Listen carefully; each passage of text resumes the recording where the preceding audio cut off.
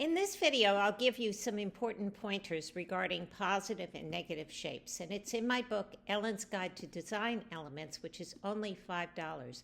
And please remember to subscribe.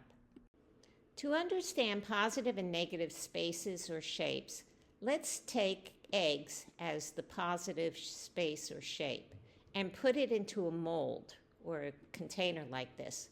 And you'll see concave depressions exactly matching the egg. And the negative space is the container. And you can see that both the form, the positive space, and the negative space have surfaces, and they're reciprocal. And one shape begets more of its own kind. So if you have a lot of straight positive shapes like this, you'll produce a lot of straight negative shapes. I want to describe some characteristics of the figure or the positive space compared to the ground or the negative space. And here, the white areas are the figure.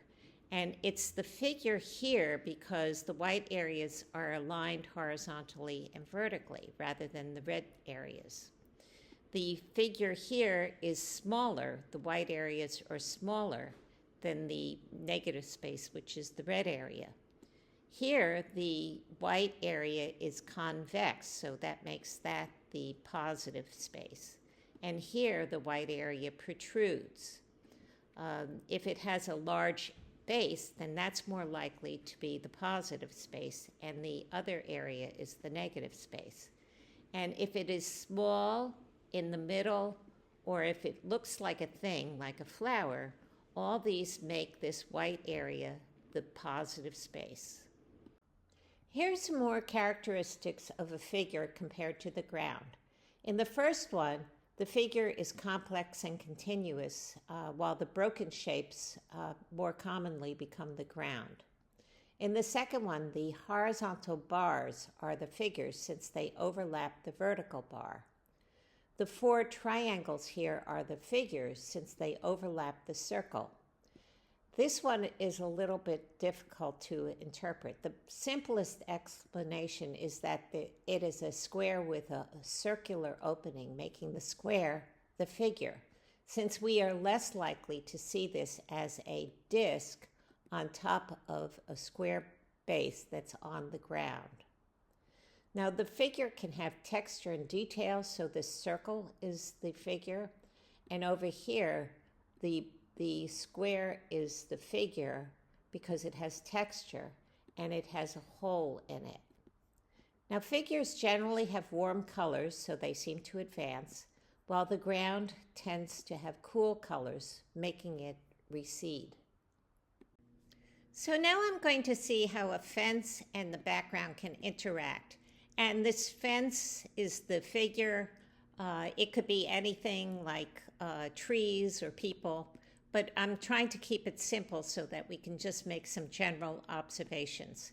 So the first simplest relationship is that we just see the fence and we see the background as holes through the fence.